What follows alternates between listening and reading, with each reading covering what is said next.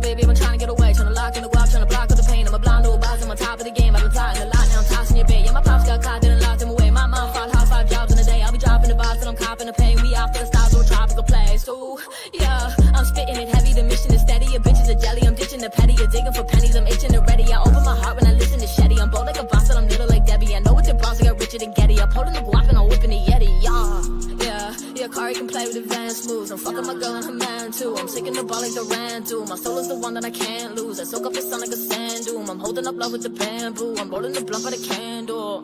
Taking the game, running it back without taking a drink. Yeah, I'm the one and I'm making a wave. Rolling the blunt and I'm blazing a J. I'm escaping the brain, go straight for the cake. I'ma take to the bank, not taking a break. I'm made for the race, I pray for the day. I wake with a bake in a great estate. Welcome back, everybody. I'm Jay, he's Maddie, and it is Saturday football pregame show.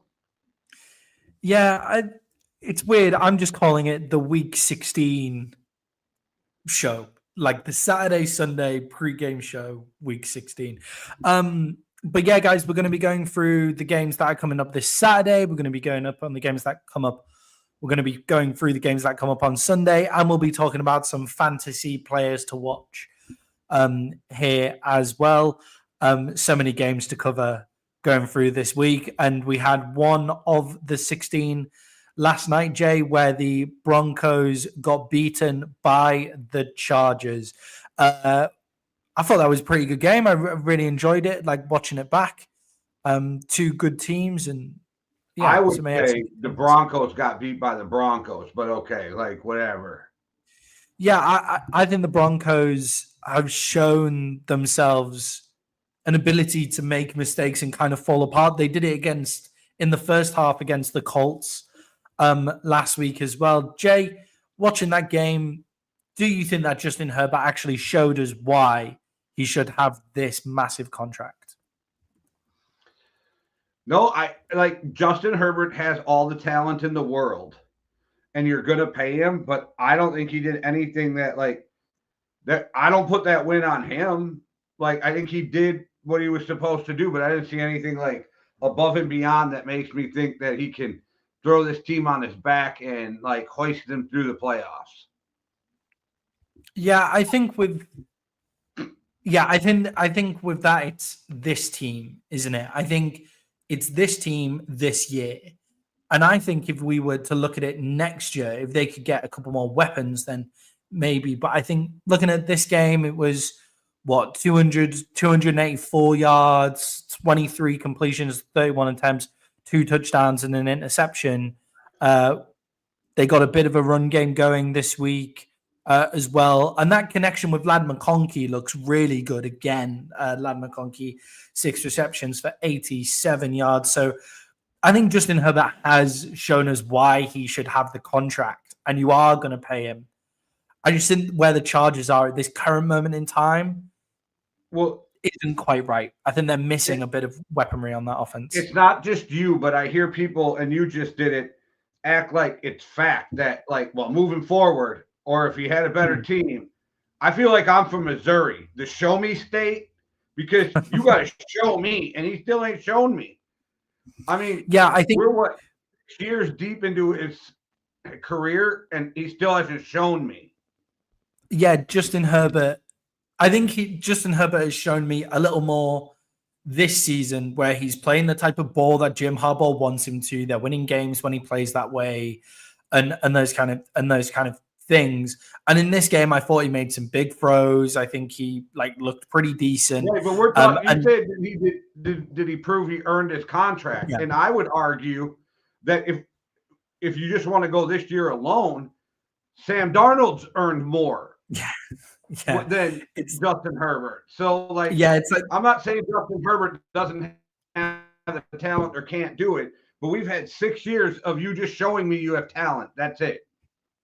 Yeah, I feel like it's the same with Trevor Lawrence, right? I feel like Trevor Lawrence is in a very similar situation where it's okay, I think we know that this guy has loads of talent, and we know this guy has loads of ability.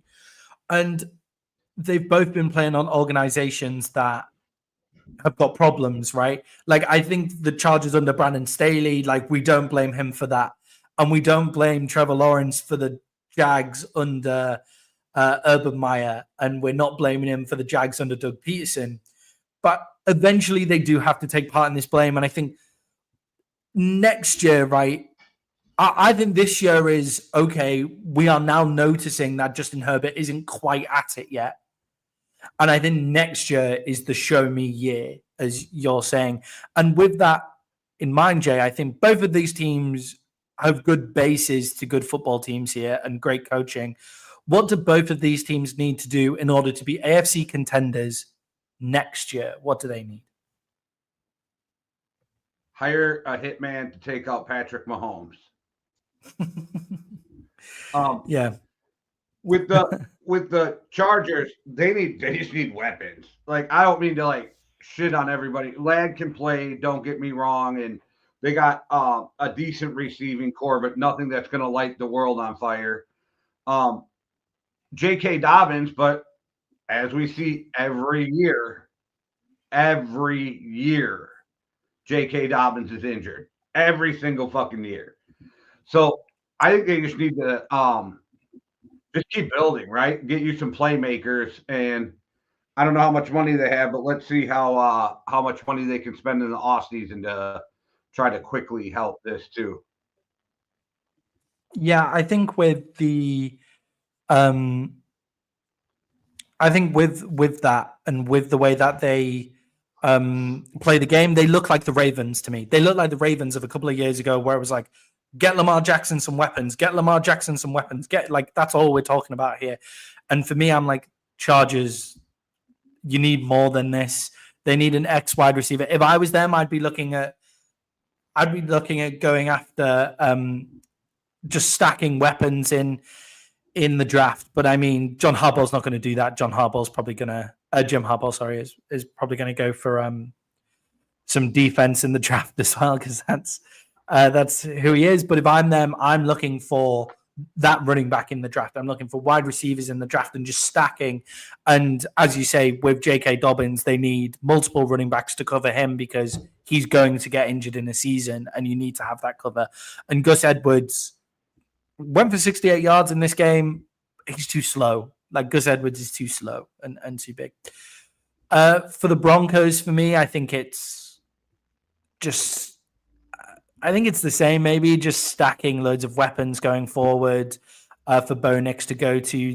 Their run game has been really slow. They seem to develop a run game in this game and then went away from it, which I thought was really strange, but they seem to have that run game and then took it away in this game as well. So for me, it's developing that run game and just running the ball as well, running backs in the backfield. And then wild, stupid penalties and free kicks going for the first time in fucking 50 years, and fucking the whole thing was wild. And I think it's crazy that they're talking that. I wonder if Harbaugh knows the rule. I know the rule, so I guarantee you Harbaugh knows the rule. Like, let's not pretend like Jim Harbaugh hasn't like fucking studied NFL football its whole life, right? So I thought that was weird on the broadcast when they're like, I wonder if he knows the rule. It's like, yeah, Jim knows the rule. Yeah, I think there's players. Right, who don't know the rules and don't know every single rule because it actually doesn't apply to them most of the time, right?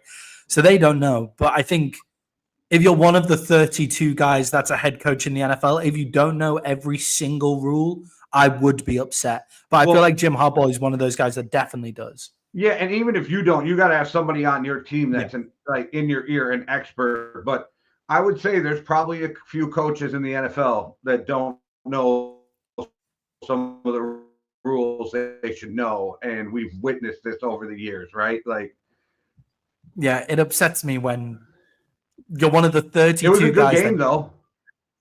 Great game. Yeah, really good game of football. Really great Thursday night game between two good team division rivalry who I think that division next year, the Chiefs, the Chargers, the Broncos, if the Chiefs and the Broncos find a way to just stack with talent in the draft, I think they could be coming for it as well. Not beating the Chiefs, I don't think, but becoming AFC contenders. And we could finally have the AFC West that we keep on hoping that we'll get every year. Yeah, and they're going to be the NFC North of the AFC because they're going to have 3 good teams and then the Bears, which would be the Raiders. Yeah, and it's the AFC because the AFC North is meant to be this as well, right? But the Bengals and the Browns are not very good, right? So, yeah. All right, moving on to today's games. These are Saturday's games, and we'll move on to Sunday's games as well. This is where we cover some of the main talking points from the big games. We go through every single game, and we give you what we're going to take in the spread. Currently, Jay, in the spreads for this season, for our entire season, I am 130 and 94. And Jay, you have, through 2 massive weeks, have made your way back to 500. You are 112 for 112. That's after a 14-2 week last week. Okay, so where's my notes gone? There they are. So we're going to go for the Chiefs versus the Texans. The Chiefs are 3.5-point favorites in this game.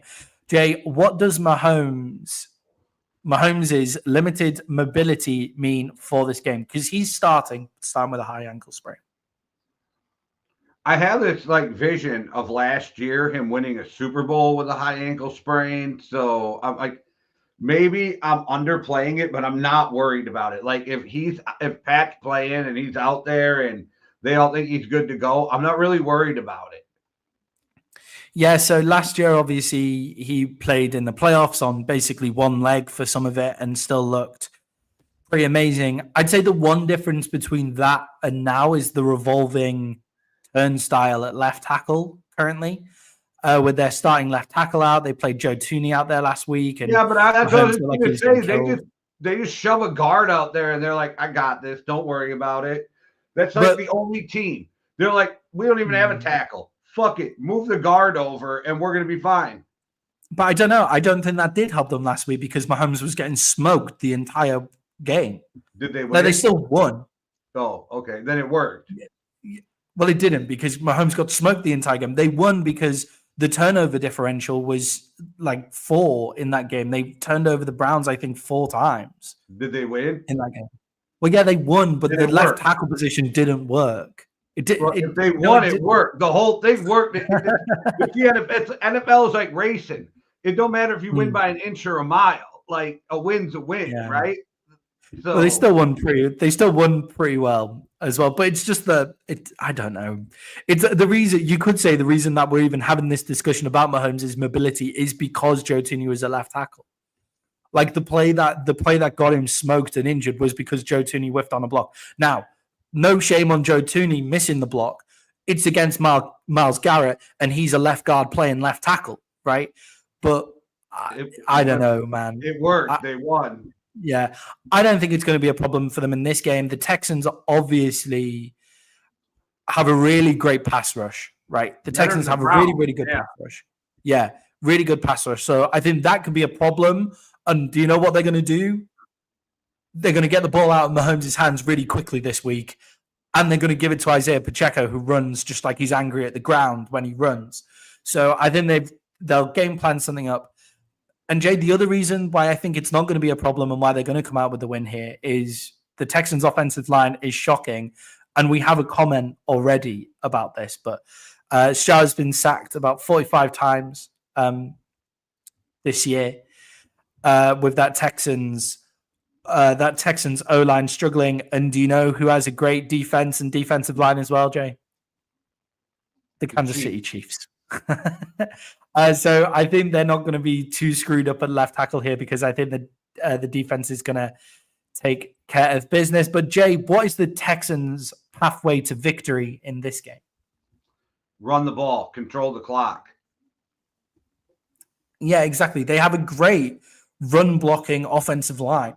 It seems that offensive line, when they can step into the block, as in run blocking, are fine. It's when they have to retreat out of the block in the pass game where they seem to struggle. There. So for me, it's run the ball and then get the ball out of Stroud's hands quickly to your weapons in Collins as well when you are going for those passes.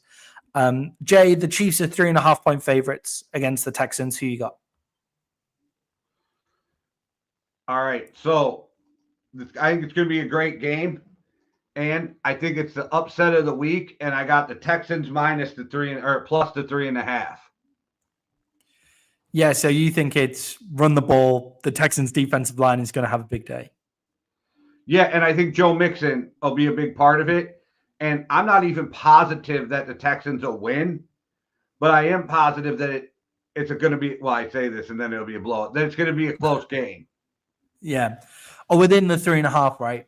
So 2.5, you get nervous with that. 3.5. Well, I think there's a shot that the Texans can win too. So that's why I'm like kind of hedging my bets on both ends, right? With the taking the points in the Texans.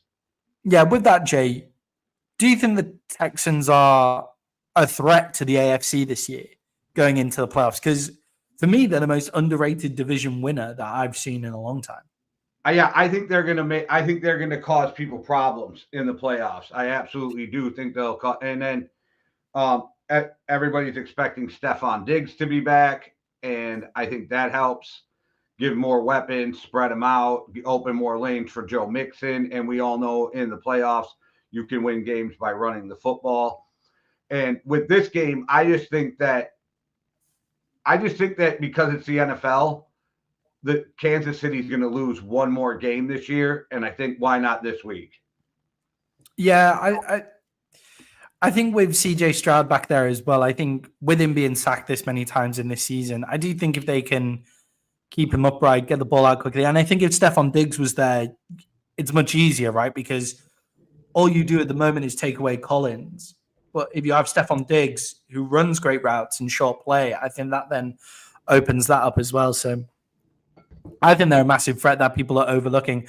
I do, however, think the Chiefs are going to come out on top in this game, winning by 3.5 based on the offensive line of the Texans not being able to hold up and the great defense that the Chiefs play as a whole unit. Here, Jay, the Ravens are 7.5-point favorites against the Pittsburgh Steelers. Are you surprised about the spread in this game? It feels big to me. No, you gotta hurt TJ. That it looks like he's going to play. He's playing.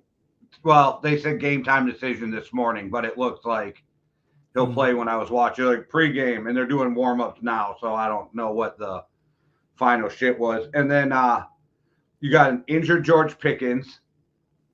So I'm not sure that I'm not sure how people expect the Steelers to keep up in this game if TJ Watt's not 100% and you don't have George Pickens at 100, or if he's not even playing, is he?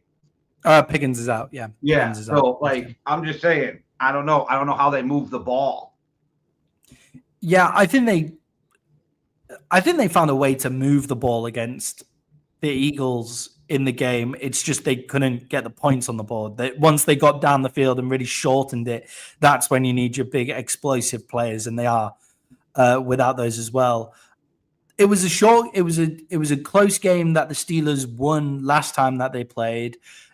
In this rivalry between Harbaugh and Tomlin, the underdog covers 80% of the time. The underdog actually wins outright about 40 to 50% of the time as well. So I'm surprised that the spread is this big. I'm surprised that Vegas felt comfortable calling it a whole touchdown win to the Ravens. So you're taking the Steelers? I'm definitely taking the Steelers in this one. The Steelers are my lock bet of the week for one of my lock bets of the week for this week at 6.5. So I'm definitely taking them at 7. Jay, how big of a bonus is TJ Watt starting though? Like I know he's going to be hurt. It does look like he's starting. How big of a win is that for the Steelers? I mean, it's big if that ankle doesn't give him any problems. It's like where are you at? What percentage hurt are you? Right? That's how effective can TJ be coming off of an ankle? Now the only thing he's got going for him is it's a low ankle sprain instead of a high ankle sprain. I do always wonder when a guy who doesn't tape their ankles and uses their body to bend and twist the way they do, how much it takes away with their ankles taped too. I don't know. I'm with Vegas on this one. I'm with the Ravens +7. All right. It's always fun. It's always fun when we go against each other in one of my lock bets. That always makes my heart kind of like jump into my mouth a little bit there. Jay, what are the Ravens missing to be Super Bowl favorites this year? Lock on Super Bowl favorites for this year. What are they missing? The Ravens are missing an elite defense like they have in the past. Like, that's their problem. But I think when you're playing the Steelers, who are going to have pretty much zero offense, it kind of helps. Yeah, I think if Pickens was playing and was fully fit to go, he would be one of my fantasy picks of the week. Obviously, he's in my fantasy team, so that would have been good. I'm a bit pissed off that he's out, to be honest, in playoff time. But how did Vlad do? Did Vlad put up a lot of points? 14.7, so like close, but probably not enough to be upset about. You know. Well, you'll know if you should be upset come Monday, right? Monday. So. Yeah, Monday. We'll find out. We'll see. But yeah, I agree with you. I think that them being without George Pickens is tough. And I think that the Ravens are missing that defense, which makes me think that Pickens might not be as big of a miss as before. Talking about the Ravens and as well, Deontay Johnson is already being claimed from waiver wires by other teams, apparently going into this week. So, which is weird because he's caused problems in 3 places also. Yeah, from Schefter said the Chargers and the Chiefs, so the 2 teams we've already covered, seem to be the 2 teams that are going after him. They say the 2 teams going after him are the Chargers and the Chiefs, but it's not limited to them. Apparently there's other teams, but they're the definite ones that he knows are going for them. And I suppose if you're the Chargers, then he's a weapon, isn't he? If the Chiefs, another weapon there. So I guess we'll see what happens with that. Jay, in the NFC North, the best division in football, the Bears are going up against the Detroit Lions. The Detroit Lions are 7-point favorites. Can the Lions overcome their defensive injuries to win this game? Jay, what do you think about that? I hope not, but yes. I mean, I'm taking the Lions in this game, but I am fucking cheering for the Bears harder than I've ever cheered for the Bears in my life. I want Caleb Williams to come out and throw for fucking 7 touchdowns, 700 yards. I just want the Lions defense to fall apart right in front of our eyes. That's what I want, and I don't think it's going to happen. Yeah, I think it has already fallen apart in front of our eyes, hasn't it? Well, I mean, like against that Bears, I want it to be so bad that the Bears, Caleb Williams puts up 700 yards. Like, I think the one saving grace for the Bears, right, is Jared Goff's record from inside to outside. And I don't have it to hand right now, but if you go look at his numbers, his record inside, so in the dome in LA, in the dome in Detroit, is amazing compared to what he looks like outside. He looks beatable outside and he looks unbeatable inside, even though he got beat last week while still playing very well inside last week. So there is that. That's a nice saving grace. But Jay, I think the one thing that disappoints me the most about the Bears is not Caleb Williams in the offense. It's actually the defensive side of the ball now. Like, if you look at the Bears' defensive rush game, it has been so disappointing this year. Jay, can the Lions actually stop the Detroit run game even without Knuckles to Sonic with Montgomery out?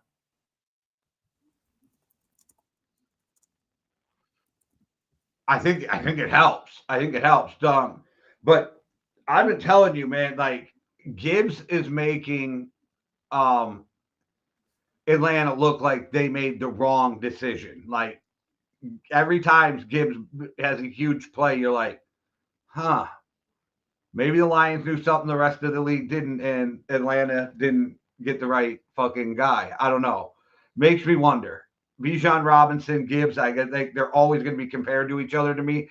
And Bijan's solid, but Gibbs can change life in a fucking blink of an eye.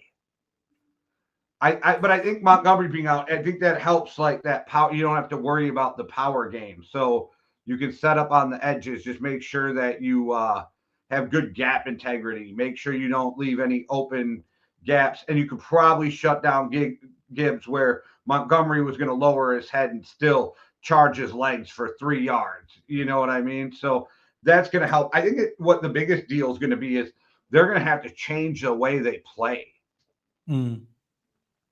Yeah, I think with the Lions, Gibbs gives them that home run advantage, right? Like if he breaks, then he's gone. That's 30 yards. He flips the game. He flips territory, flips the defense so quickly. The Bears have given up 1,866 yards on the ground so far this year. That is insane. Seventh bottom. So seventh from bottom in the NFL this year is actually only 40 more yards on the ground than the Dallas Cowboys have given up this year. Just comparing like the media stuff for the Dallas Cowboys. Now the Dallas Cowboys are bottom 5 in runs, so they're bad as well. But it's only 40 more yards than what the Dallas Cowboys have given up. So that's a crazy amount of yards to give up on the ground. Whereas the Bears defense coming into this season, everybody was saying top 5 defense. They've got them playing top 5 defense, and they just don't have that. And I think the Lions, it's going to stop. It won't stop Dan Campbell for going for it on 4th down, but it makes them less likely on 4th down if they don't have Montgomery, right? Like Montgomery makes them more confident on 4-1, 4-2, but Gibbs can take it to the house and have a huge game here. Jay, the Lions, I've also got the Lions in that game as well. Jay, the Commanders are going up against the Eagles. The Eagles are 3.5-point favorites. Can Jaden Daniels beat the stellar Eagles defense? Do you think he can break that down? Wow, I'm going to sound like a broken record. I hope so. I need the Eagles to lose too. The problem is that defense for the Commanders, it gives up so many big plays. And it'll look like they're playing good and they'll have it on lock and then boom, 45 yards, you know? And then you're like, okay, it's only one big play, right? You're playing good defense. You gave up some points. And then they'll be playing good, and then boom, a 45-yard play, and you're like, "Fuck, this big play, it's killing me." And then there's times where you watch them, and it's like, "Can you guys even stop the run? Like, are you even trying to stop the run?" So it's the defense of the Commanders. I think it's going to be a good game. I think it'll be relatively close for most of the game, and then I see the Eagles pulling away in the 4th quarter. So give me the Eagles minus the points, but I think that's the biggest downfall for the Commanders because I think offensively they can keep, even against that Eagles defense, I think they can keep it close. It's just I don't think they're going to be able to make stops when they need them. Yeah, the Commanders have only given up 16 more yards than the Bears on the ground, by the way. Just with Saquon Barkley is about to walk into the house and they've given up 1,850 yards on the ground this year. There is times you're like, can you even stop the run? Like, you know? Yeah. I think with Jaden Daniels, I think he's a quarterback that can get them that can break down that defense. Again, I look at the Commanders and think, do you know what? You're a couple of weapons away. In this offense, if you had one more wide receiver and a really good running back, like really good rookie, if Bucky Irving was at the Commanders, you'd be like, okay, like now we're talking. Like here we go. So I think they are that away from being like a great team on the offensive side of the ball. But I think Jaden Daniels makes them really solid. And obviously he's in my fantasy team. And I hate the Eagles. So I hope he plays really well. I do agree with you, though, about them, like the defense. That's something that I just massively worry about in this game. But Jay, Jaden Daniels or Jalen Hurts, who's better? I mean, Hurts is proven more, but Jaden Daniels was so talented. Yeah, I'm not putting in who would you rather take because it would be Jaden Daniels because of the contract and those kind of things as well. But for me, who's actually better and plays better football is Jaden Daniels. I think he plays more. Like, I think if you put Jaden Daniels in the Eagles team, he would be getting at least Jalen Hurts. He would be overtaking Jalen Hurts in terms of passing yards in that team this season, and that's with him being a rookie. So I'm taking Jaden Daniels in that one. Jay, you're taking the Eagles. I'm also taking the Eagles in that game as well at 3.5. Feels good. I think it'll be closer than when they played earlier in the year, though, where the Commanders lost by 8. They lost by 8, but it didn't look close because of how the fourth quarter went down. So I agree with you. I think the Eagles will pull away in the fourth quarter, maybe as well. Jay, in a game that I don't really want to watch, but I think is going to be kind of interesting as well. The Cincinnati Bengals are going up against the Browns. It was 8.5 when we picked on Thursday. It's now gone up to 9 that the Bengals are favored by. I've got this as one of my locks of the week. I don't think that the Bengals can keep any team quiet on the defensive side of the ball here. But Jay, how much of a problem has the Bengals defense been this year? They've got the same record as the Dallas Cowboys. They're 6-8, but look at their offense. Like, how much of a problem has it been for them this year? Their defense has been a problem for more than a year, for years now, for more than just this year. And you have a defensive head coach who hasn't made that defensive team. Like, I don't know. Like, Zach's got to go. They're not going to fire him, but he's got to go. The only wild thing is I'm taking the Browns against my gut. I think the Bengals are going to blow the Browns out of the water, and they'll probably cover this, and I'm going to hate myself for taking the Browns. Yeah, the Bengals have given up 3,492 yards in the air this year. The Vikings have actually given up 3,729, but the Vikings play a bend but don't break, so that's also to be fair, nobody can run on us, so all they do is pass. Yeah, exactly. And the Vikings are usually ahead at that point, so it's a lot of prevent defense. Like, that's why yards isn't a great stat of watching, like the passing game and stuff. But just that's a huge number from the Bengals. It puts them in the bottom. They do give up big plays that piss me off, though. Don't get me wrong, the Vikings. But yes, yeah. I think with the Bengals as well, I think it's not only a problem in terms of like actually winning games and being a good football team. It's a problem in terms of like keeping your offensive side of the ball happy. Like, Joe Burrow and Jamar Chase cannot be happy being Bengals right now. Again, they've got the same record as the Dallas Cowboys, and this is one of the worst seasons of Dallas Cowboys football that I can remember. Like, in terms of the narrative, in terms of everything. And the Bengals playing amazing offense have still got the same record. Like, it's terrible. And how do you go into things with Joe Burrow and Jamar Chase, contract talks, keeping the team? If the defense continues to play this badly, I don't get it. Like, you've got these two guys in their prime. So I think that's a serious problem for them as well. Jay, the one problem in terms of picking the Browns, which I understand why you're going against your gut on, is it's not the one problem. There's quite a few problems, but 9 points. DTR, Dorian Thompson-Robinson is starting. Could this be a breakout game for Dorian Thompson-Robinson? And why do you think they benched Jameis Winston?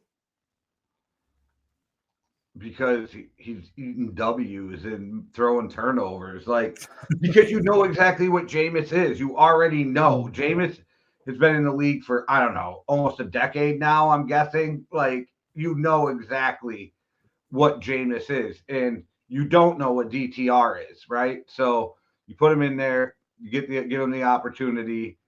I feel bad because I feel like that's such a depleted Browns team that you're not giving this guy like a bunch of weapons to try to succeed. So you feed the ball to the running to Chubb and Ford and hope Jerry Jeudy gets open. I don't know what else DTR can do in this game except maybe run for his life. Yeah, I was just about to say DTR. Jerry Jeudy's looking pretty good over the past couple of weeks. Has come good, so we'll see what happens with DTR there. I think this is the game that you put. This is one of the teams that you put your new quarterback that you're looking to see how good they are. This is a game that you put them in for, right? Like, you put them in for the Bengals because of how their offense plays. The issue is, if your young quarterback gets caught out in a shootout with the Bengals, how's he going to handle that pressure? So we'll see. We'll see how that goes. That's one of my lock bets of the week. The Browns to cover 8.5 and the 9. Now I think we're both going to regret this by the time it's over. But let's see. I just like the Browns defense actually played really well against the against the Chiefs. It's just James Yeah, Winston couldn't stop throwing. I could see the Bengals winning this by 21 in some scenarios. So yeah, we'll see though. It's a divisional game. It's hard to take those huge point spreads on a divisional game. Yeah, Jay, this is one of your lock bets of the week, I believe. It's a bet I also really like. Is the Rams at 3 points against the Jets? Is that a disrespectful spread to the Rams? No, because they played awful all year. I mean, they beat the Bills. They beat the 49ers. They're not playing awful. They're top of the NFC West. The Jets. I meant the Rams. Is this a disrespectful spread to the Rams? Like, oh, I thought you meant for the Jets. No, because I was like, no. No. Only 3 points. No, so because, the Rams because people don't trust them. They haven't earned that trust this year because they've been so up and down. And Vegas's job is to get 50% bets on each team, right? So that's how Vegas always makes their money. And the Jets have been playing better too. And Rodgers looks like he's finally coming back around from that Achilles injury. I could see the Jets winning this game. I just don't think they will. Yeah, I think the Rams defense is getting better and better as each game goes on. I know they just got smoked by the Bills, but that was one of those games where it was like, okay, like everyone's going crazy. Let's just see what happens. And Josh Allen just went superhero from that point. The Jets, I agree with you, though. Aaron Rodgers has looked so much better. A lot of the people that have been saying Aaron Rodgers is totally washed have now looked at that Jags game and said, oh my God, he's back. But if you actually look at Aaron Rodgers' numbers over the past 5 weeks, he has been much, much better. Watch the Jets play calling, man. Like, watch the Jets coaching decisions in a game and you'll understand why the Jets are horrendous. Like, you'll really get it, and you'll see that it's not all Aaron Rodgers. Now, it's not Aaron Rodgers, but it's not all Aaron Rodgers here. But I think the Rams are going to win this game as well. I think the Jets defense has been really overhyped this year. I think people give the Jets defense a lot of love that it doesn't deserve. The Jags scored 25 points against them, and Mac Jones looked okay against them last week, even in a win. So I'm not giving the Jets defense any credit anymore. Give me the Rams in this game at 3 points. I like that it's one of your locks of the week. Jay, what did you make of the Jaguars? What did you make of the Jets win against the Jaguars last week? What did you actually make of that? I mean, you better beat the Jaguars. Like, you better beat the Jaguars without Trevor Lawrence too. Like, that's kind of, but the Jags are a horse shit team too, right? So we're like discussing the victory of one shit team over another shit team. The only thing I made out of it is that Rodgers looks like he's finally healed. Yeah, I think looking at it, I was like, okay, the Jets aren't the worst team in the NFL. They're not terrible, but they've just beaten the Jags, who are one of the worst teams in the NFL. And especially the Mac Jones-led Jags are not a good football team. Mac Jones is such a weird quarterback to watch, man. Like, if you watch him, he's just, I don't know, like he's got that Baker Mayfield swag quality, but without the ability to back it up. So like he scrambled for 15 yards when they were down by 10 points and was like celebrating, like, oh my God, yeah, this is so sick. Like doing a huge celebration for scrambling for 15 yards when they were down, and he was having a terrible game. He's a weird quarterback to watch. But we'll talk more about him in a second. Jay, it's Michael Penix's first start in the NFL. The Atlanta Falcons are 8.5-point favorites against the Giants. How will Michael Penix play in his first NFL start? Shit, with everything that's going on, he better play decent. He better not lose this game either. Like, he better not come out and throw 4 interceptions, because he is in such a weird position right now. They put him in such a bad position with the way they handled this. He's already got enough pressure on him with the weird situation, the way they're handling Kirk. He better come out and play. I don't know how he's going to play, but he better come out and play good, or the organization is going to eat it. Like, they're going to eat it bad. Like, people think the people are talking shit about the Falcons this week. Let Michael Penix look bad and then lose this game, and see how the sky starts to fall in the media. Yeah, because they're already talking about cutting Kirk Cousins now, aren't they? Like it seems like You can't we're go going to cut back. Kirk Cousins. Yeah, they've basically said we're going to cut Kirk Cousins before that $10 million bonus, which by the way is the right thing for them to do now. But it just should have never got to this situation where they have to do that. It is the right call with the situation they've put themselves in because you can't go back. So why eat the 10 million? But yeah, if Michael Penix better play well, and I think he'll play decent. Like you really liked him coming out of college. I think I don't like Atlanta though. Like Atlanta, we went through this just the other day on our last show. They don't even call the right plays for Kirk. Like we know what Kirk does well, and you don't even do that. I don't have a lot of faith in Atlanta not fucking this whole thing up. Yeah, I'm surprised that Atlanta haven't become a power offense with great play action. Like I'm really, really surprised that they haven't become that.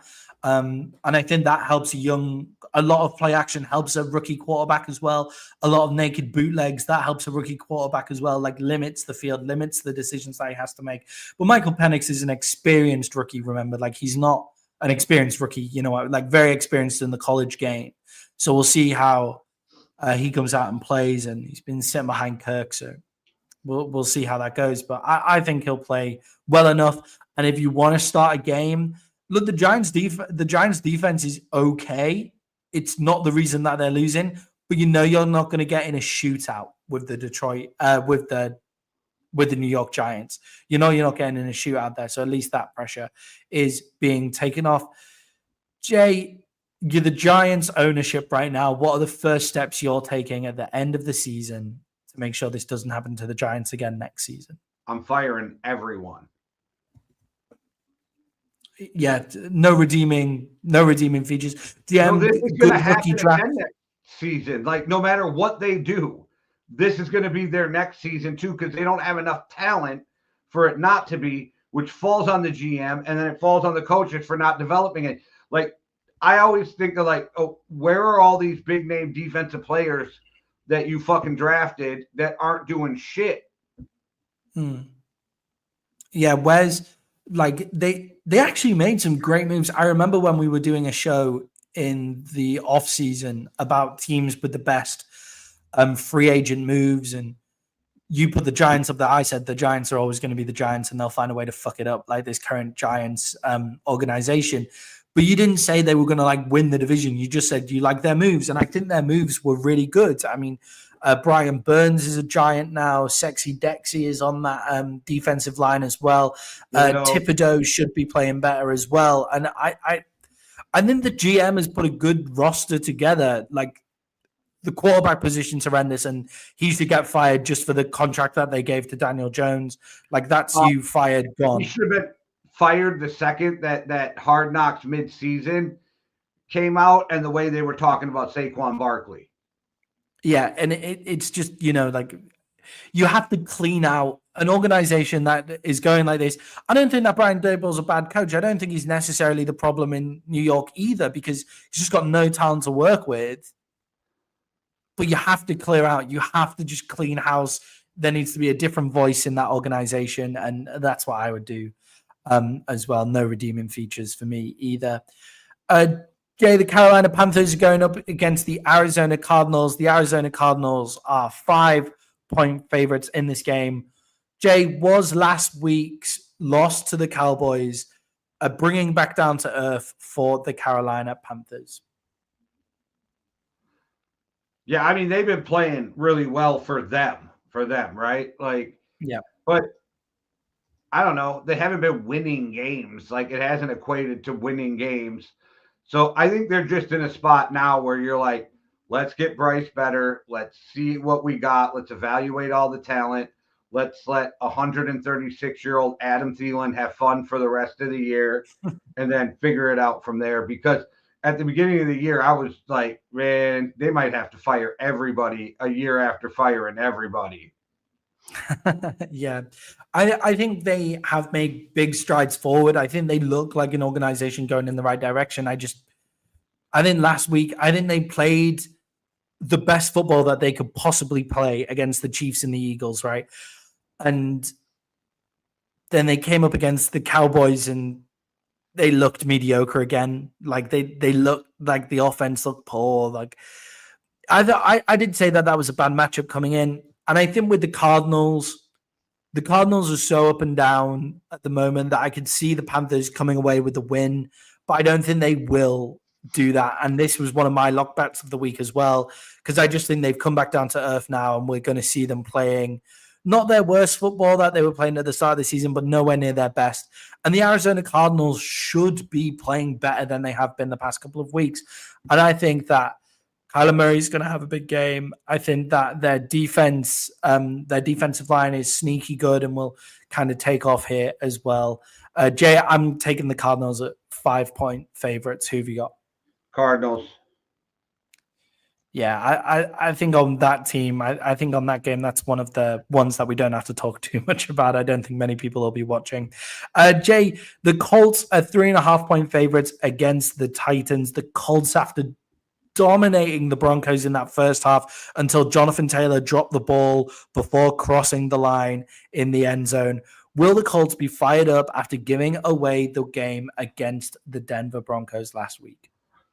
I don't know. I don't know if I've seen the Colts fired up at all this year, but I do have them as my lock pick for the week. I think the Colts' biggest problem is themselves in games, and they shoot themselves in the foot. The only thing I think they got going for them this week is they're playing the Titans with Mason Rudolph. So I think that really helps as a turnaround game. Yeah, I could see the Colts being really fired up and coming out and like being like, okay, this win, like, you know, this is the win. Like their defense played really well against the Broncos last week, and their offense, again, they were going to go in with a 21-point lead, but Jonathan Taylor dropped the ball. Like he's never doing that shit again, or at least not this season. Going forward, it's a terrible play, isn't it? Like it's just so bad. Yeah, so I'm not seeing them do that again. But Jay, what do you make of Anthony Richardson's season? What are you doing with Anthony Richardson at the end of the season as well? On the record for having the third lowest completion percentage in an NFL season of all time currently. You just got to keep working with him because you can't bail on him yet. Like, you know, it's too early in his career. But I don't know. You better see big strides going into next year, or you're already set back and better start looking for a new quarterback. Yeah, Anthony Richardson has a really weird thing going on so far this year. He's on record for having the worst completion percentage, like in the third worst completion percentage in NFL history at the moment, could easily become the worst completion percentage in NFL history, owned by Tim Tebow, that record's, funnily enough, similar kind of vibe.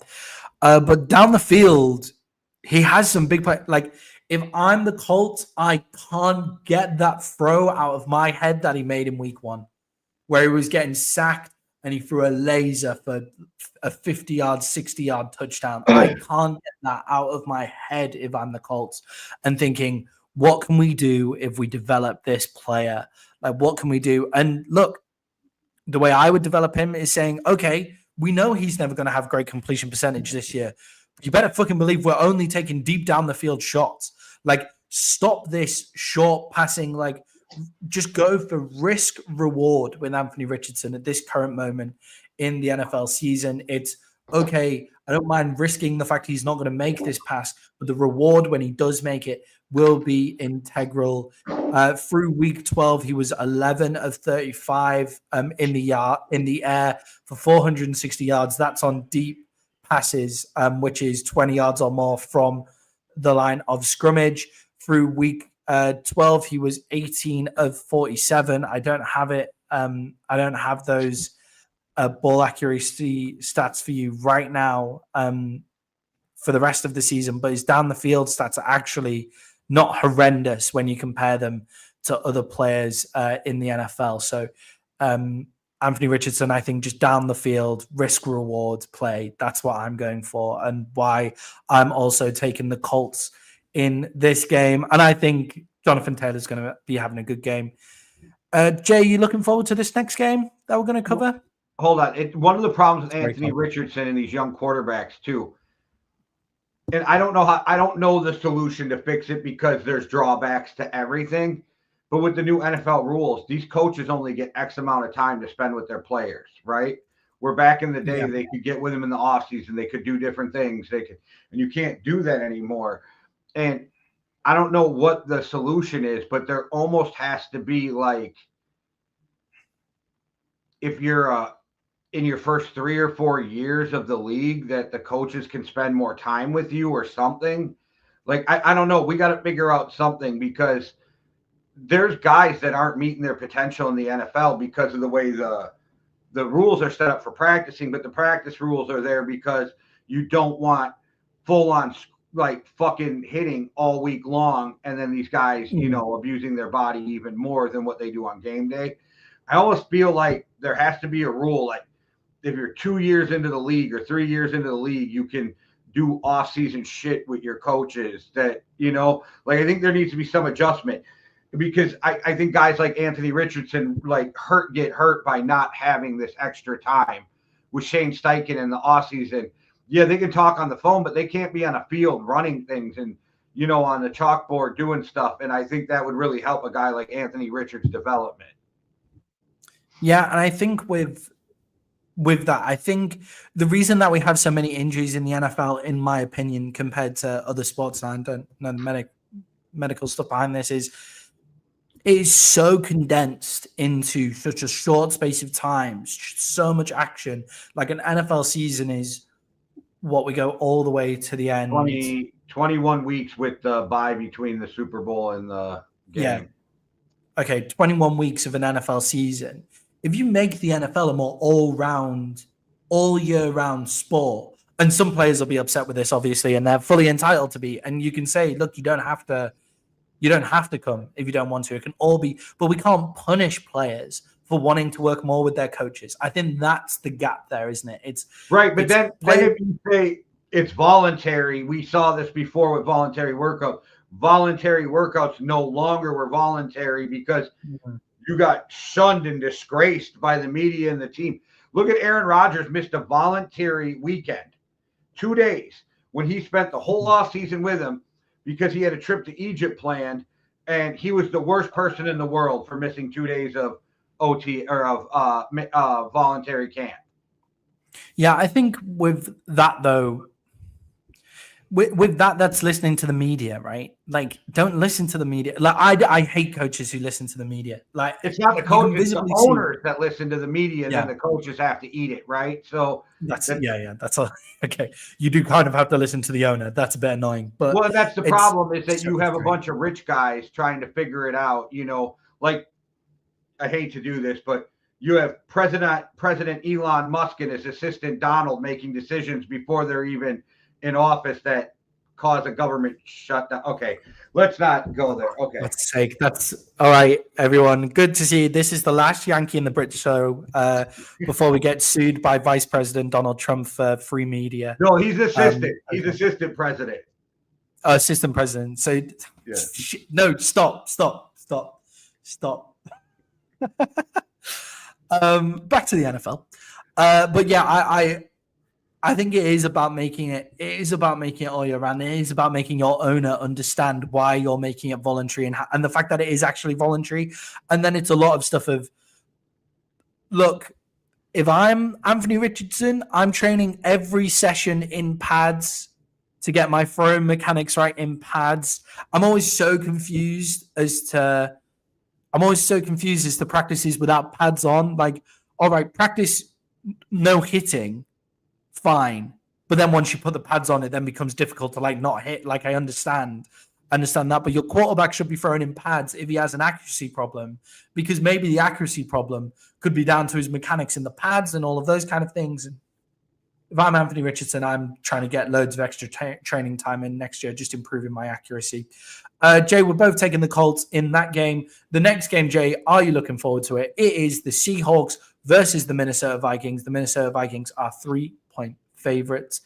And my question to you, Jay, is after you answer whether you're looking forward to it, how can the Seahawks interior offensive line deal with Brian Flores' defense? Because that interior is terrible.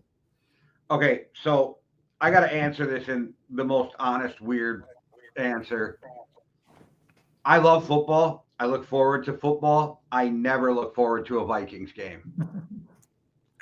I get so anxiety filled through the games. Like, I take it harder than the players, honestly. Like, a loss hurts me more than it. You see the players on the field after a loss, hugging, talking, laughing. Me, for at least 45 minutes after a game, feels like my whole world came to an end. So I look forward to Viking games being over. But I'm excited to look. This is what I'm excited about. You want to be a champion? Go prove it. Go win. It's like I said last week when I took the Vikings. Like, you want to be a champion, and you're 7 point. Go win that game by 7. Like, go to Seattle, shut them up, and win that game because they're a potential playoff team. You want to show the world, and the Vikings need this because they need this. If it's a 3-way tie at the end of the year, they need this strength of schedule. Because once it gets to a 3-way tie, all this division and conference shit gets thrown out the window, and the tiebreaker is strength of schedule. Now, if it's only 2 teams, it's different.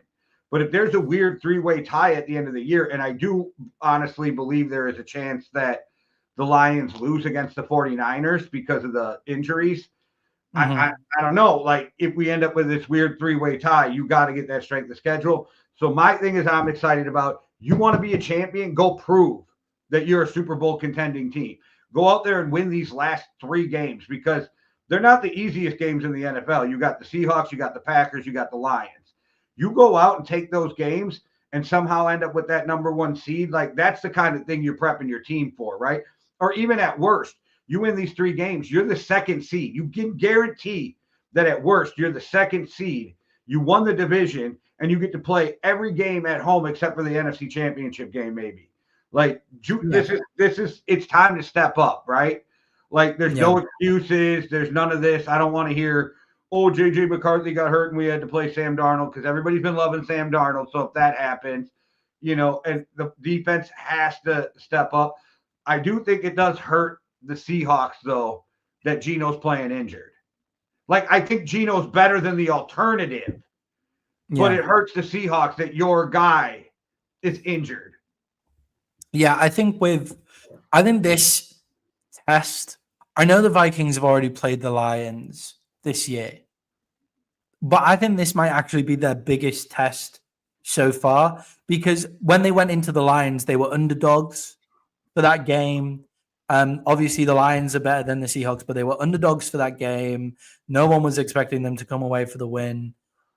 This game, they're the favorites. They're going to Seattle, which is one of the hardest stadiums to play in the NFL. It's one of the loudest stadiums on the planet. I would love to go visit Seattle and go watch an NFL game in Seattle. I think it looks like an amazing experience. And on the offensive side of the ball, I think the Vikings match up very, very well. Like, the Vikings defense matches up very, very well with the Seahawks offense, especially with, as you say, Geno Smith playing hurt.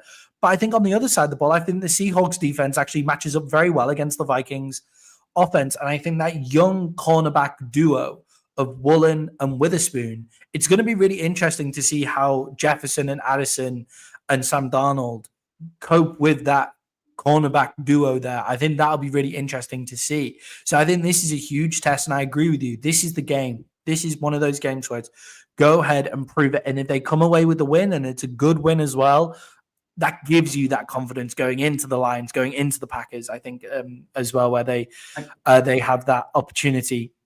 Maybe Jay, I should be more worried, but the young corners don't worry me as much because I think Kevin O'Connell will confuse them with his play calling. Yeah, I definitely think that Kevin O'Connell. I think if you look roster for roster, it doesn't look like a great matchup for the Vikings. But then you look at KOC's there, but McDonald has got them playing great defense as well this year. Now they seem to have really recovered the Seahawks. What I am worried about the Seahawks, though, Jay, as you say, is Geno Smith is hurt and the interior offensive line is terrible.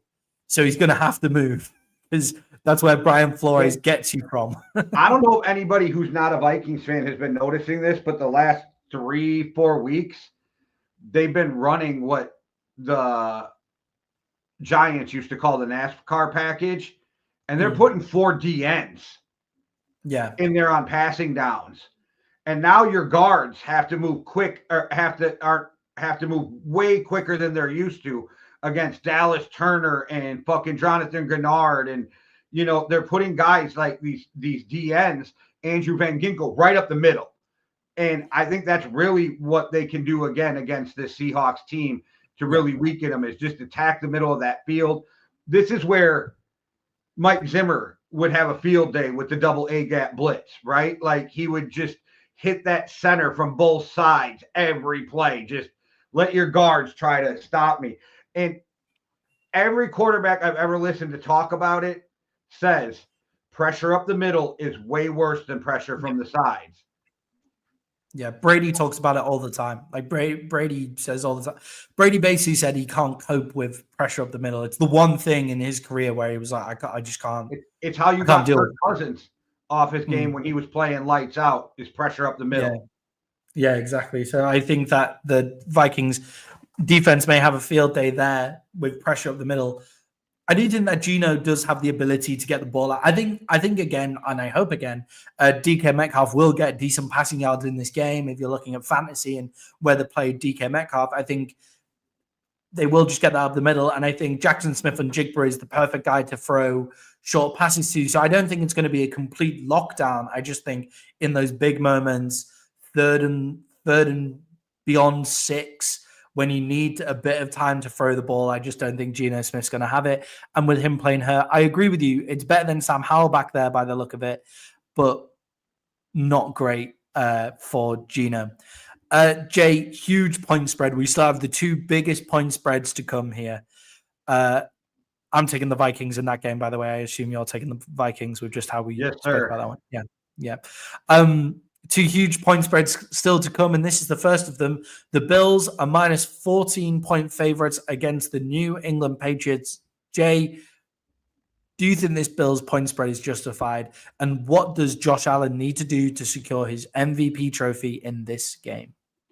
So, yes, I think the point spread's justified, and I actually think the Bills will cover, as wild as that is. So give me the Bills minus 14. I'm pretty sure I can guess you're going the other way. Just you don't have to answer that yet, but just on a point spread thing, knowing you the way I do. But I think the only thing that loses Josh Allen the trophy at this point is Saquon Barkley breaking Eric Dickerson's record. I don't even think Josh Allen could hurt himself at this point unless he came out and had like a 5 interception game and looked just completely ass, right? And I don't think that's going to happen. So I think that's Josh Allen's trophy unless Saquon Barkley and it's getting rougher with that 65 yards a couple weeks ago makes it a lot harder for Saquon to break that record. But if somehow Saquon breaks that record, that's the only way I see Josh Allen not winning the MVP. Yeah, I've just heard a few people saying things like, well, Lamar Jackson just had a 5 touchdown game against the Giants. So Josh Allen needs to have that same kind of game against poor opposition, and the Lions defense isn't that good. And I don't think no matter what Lamar does, they're giving it to him this year again anyway. Yeah, I don't think so either. I feel like both times Lamar's won it, they gave it to him and hated the fact that they had to give it to him. Yeah, I think it's weird as well. Like, I don't think that Lamar Jackson feels to me like if he won this year, he'd be a 3-time MVP quarterback. Like, Lamar Jackson is really fucking good, but he doesn't feel like a 3-time MVP quarterback to me, weirdly, just because of his playoff record. And I know the MVP isn't given on playoffs. I understand that, but just the feeling around it, right? So I think that will go against him in any MVP voting this year either. Jay, I actually do think the Bills' point spread is justified in this one. It goes against everything I usually believe in massive point spreads. One sec. I'm just going to check the weather in Buffalo before I. But weirdly, the weather doesn't affect the Bills that much either. So let's just have a quick check. -8. Looks like it's going to snow. So it'll be probably be a snow game. So the -14 gets a bit closer here. But the way that the Bills have been playing, the way that Josh Allen's been playing, especially against bad teams like the Patriots, give me the 14 points on the Patriots just because I don't think they'll move the ball at all. I think it's a lot of field goals by the Patriots. So if you need a kicker. Yeah. Take the kicker. That's always great advice in fantasy. It's always really prioritize having a kicker for a team. And it's not just the best kicker. It's the best kicker, but also for a team that take a lot of field goals, and also make sure you can rain it down from 50 like it's nobody's business either. As well, it's just great fantasy advice. Jay, the Dolphins are going up against the San Francisco 49ers. The 49ers are 1-point favorites in this one. Jay, is this a bit of a make it or break it game for Mike McDaniels here? I think it kind of should be, but I think McDaniels is safe for another year. I think they're going to blame a lot of it what happened on Tua's injury. Even though I think you're in agreement with me on this, I think Tua's injury kind of is what made it. It's 100, not kind of. It's 100% what made me start questioning McDaniels. It really did. And the dude's always been really strange. Don't get me wrong. In some of the weirdest interviews, right? But I think they quite like that with him in Miami, though. I think that right. No, but I'm saying. So we've got this weird mad scientist thing that we've always had with him. And then when Tua is gone, it's it just seems more weird than mad scientist now. So it's I don't know. I don't like the way that the Dolphins have been playing even with Tua back. I don't feel like they were the same Dolphins that were playing before Tua got hurt. Yeah, I agree with you. Then the mad scientist thing with Mike McDaniels is, look, we expected him to come up with some crazy plays to open up things to Tyreek Hill and Jalen Waddle. And Achan's been playing pretty well all season. The 49ers defense looked much better last week until more injuries hit them again with linebacker injuries, but they looked much better with Greenlaw back in there. Is Greenlaw ready to go again this week? Let's have a quick look at that.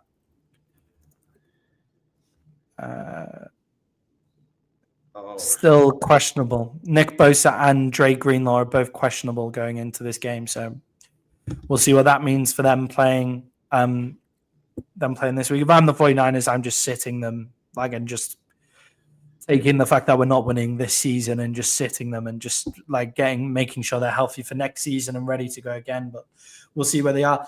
In this one, Jay, I think the Dolphins, I think this is a weird game. This is the weirdest one to call for me. I think the Dolphins will actually take the win here. The 49ers injuries, man, just are too big for them. And I think the Dolphins have looked better offensively and defensively. They've looked pretty decent as well this year. So I'm taking the Dolphins in this one. Jay, who have you got? I'm taking the 49ers, but I was trying to see something here quick. It's going to be so almost impossible for the 49ers to make the playoffs, but they still have to keep winning because they need the Rams to lose twice, and the Rams play the Jets, Cardinals, and Seahawks.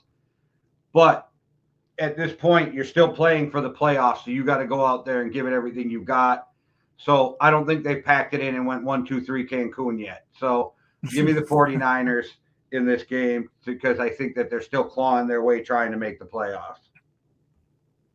Yeah, the thing is, it's in Miami, and the Dolphins in Miami are a totally different team to the Dolphins anywhere else but Miami, right? They're a totally, totally different team whenever they play. So I'm going to take the Dolphins on that. And the 49ers are down to their seventh running back. So, but. yeah, definitely. Jay, again, will you watch this game, Jay? The Raiders versus the Jaguars. How much time is that going to spend on your screen? No, I'll probably just catch like a condensed 20-minute version of that game.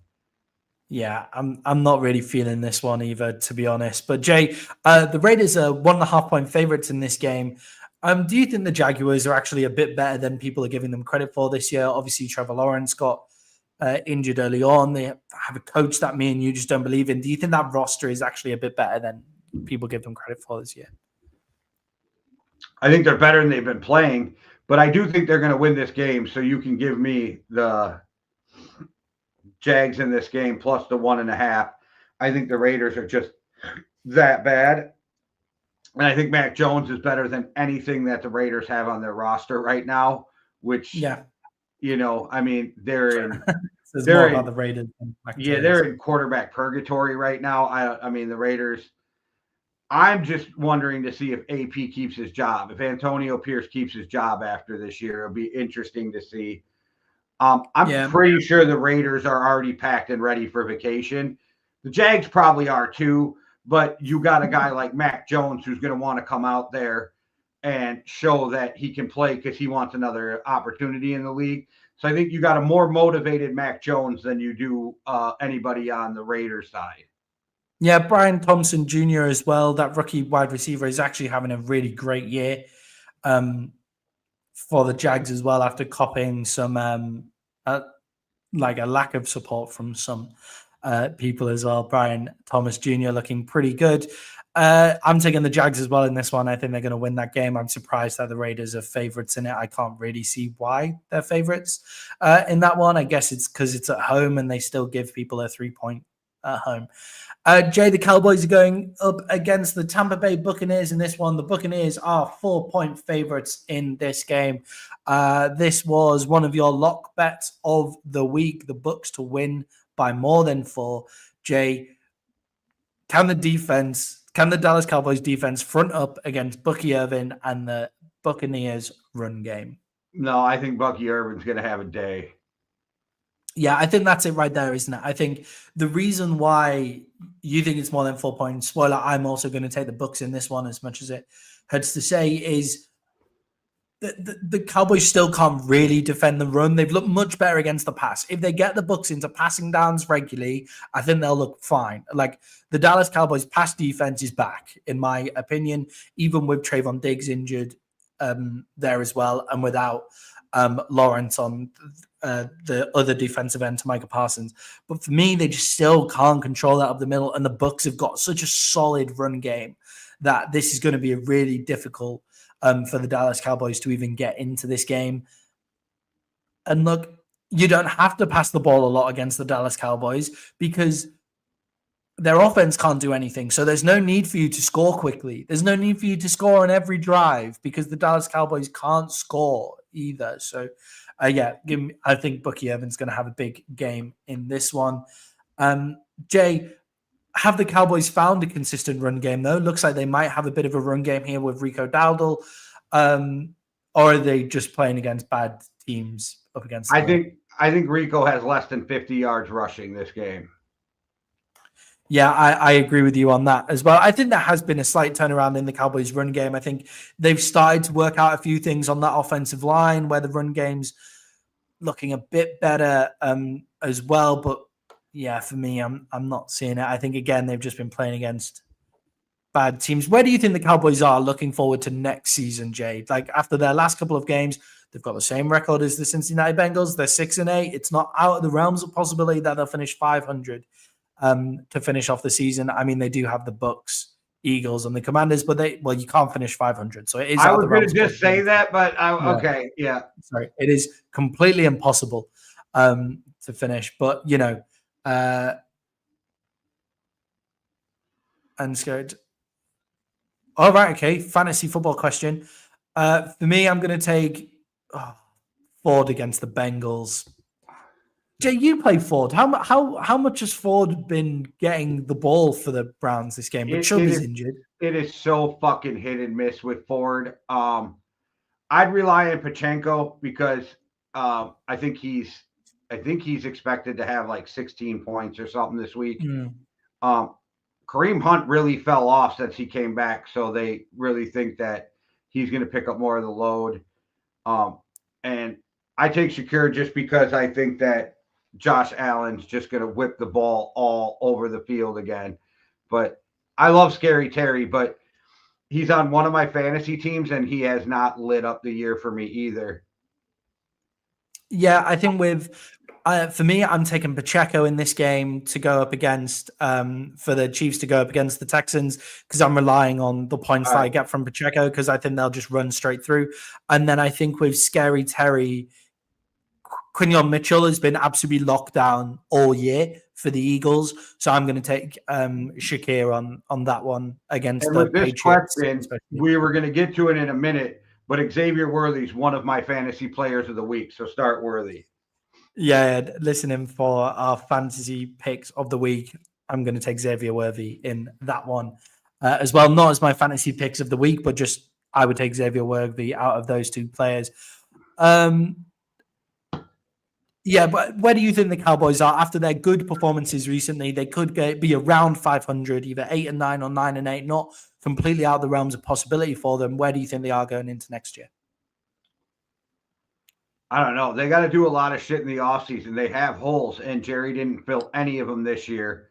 I guess that's what going all in means. You just don't do nothing. Don't fill any of the holes, yeah.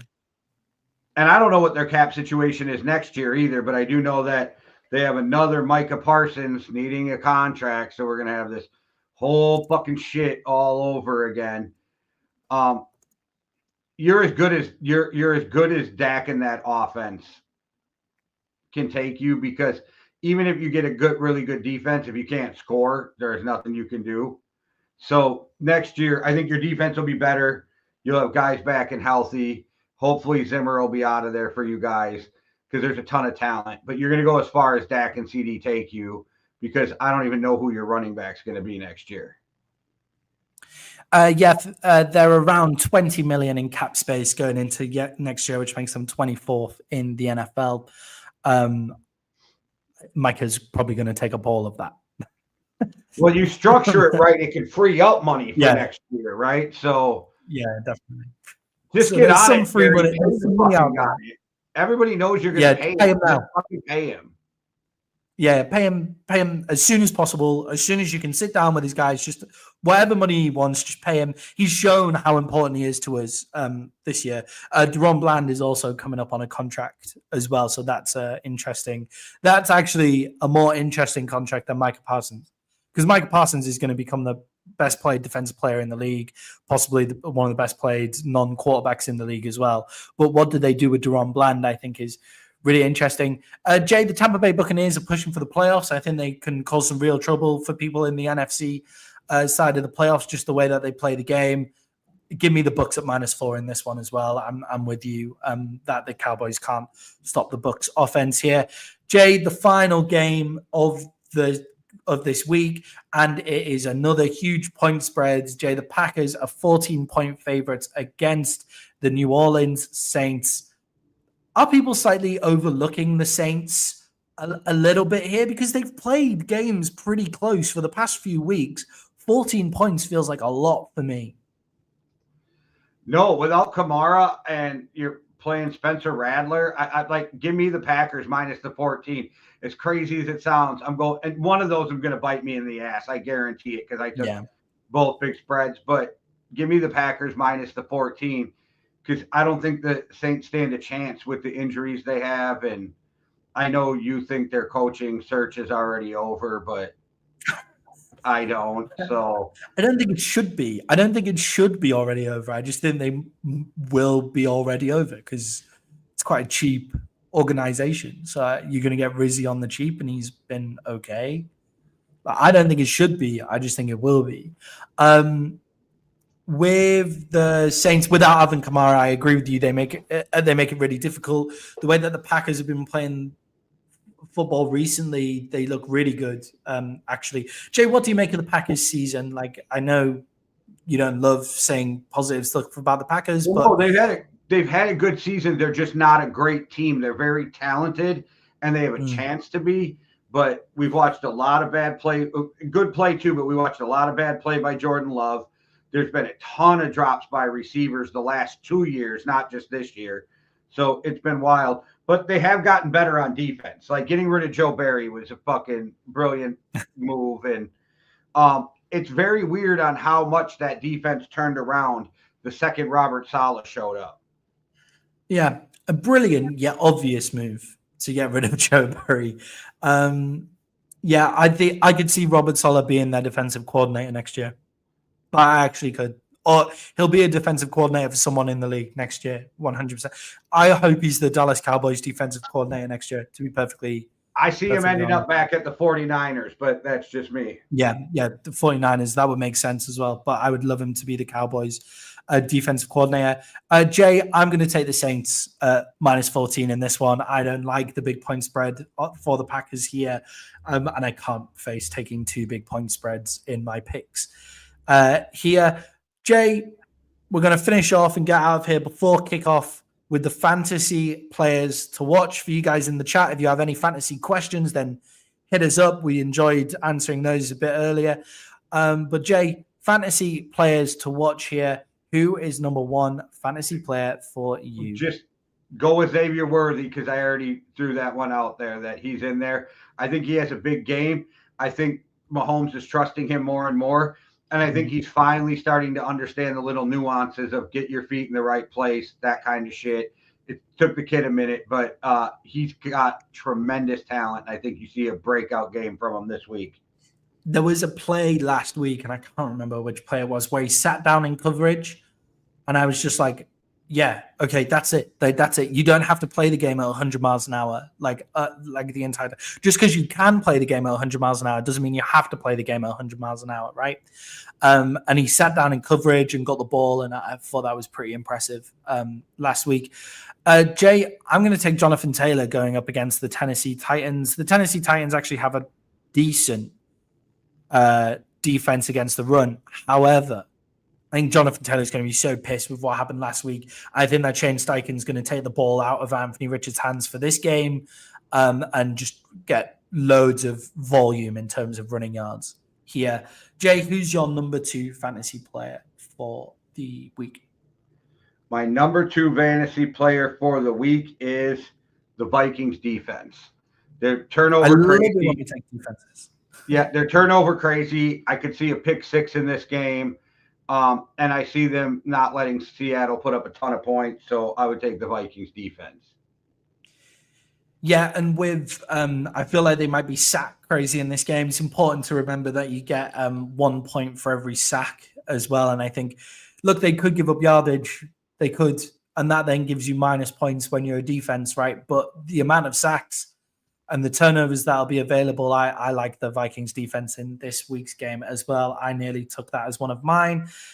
Jay, I've gone running back crazy. I'm taking Jahmyr Gibbs in this one as well. If there's even a question about whether you play Jahmyr Gibbs or not in this game because he doesn't have his knuckles, and he's going to have to run the ball every single time, no, take Jahmyr Gibbs in this game. I can see a few big plays with a lot of volume carries. All right. Well, my last pick of the week is Kyle Pitts, getting a lot of balls from Michael Penix. So scapegoat, you got to have that check down scapegoat for a rookie quarterback. It's going to be Kyle Pitts picking up 7 or 8 receptions, 80 yards, probably get you 16 to 22 points this week if you put the touchdown on the board too. Fucking Kyle Pitts, man. It's difficult not to fall in love with him every year. Honestly, I've done it again, and he's bit me in the ass all year. He's been on my bench on one of my teams all year, so shit, man. So shit for fantasy points. But then every now and again, he's the only tight end that can score you 25 fucking points in a game. So you just play him because you have to. But I hope he does that this week. It's our playoffs this week, so I'm in for that one. Jay, I'm going to round off with another one of my playoff players here. Kyren Williams against the Jets defense. I think the Rams might go big on the run here just because of the way that the Jets are able to play their defensive backs, but they've been struggling to keep the run out all year. Kyren Williams just running through tackles, getting touchdowns as well. I'm feeling very confident about those two running back, Jonathan Taylor and Kyren Williams, on my fantasy team this week.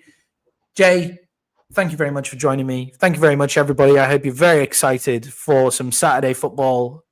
This will be our last show before Christmas. Yes.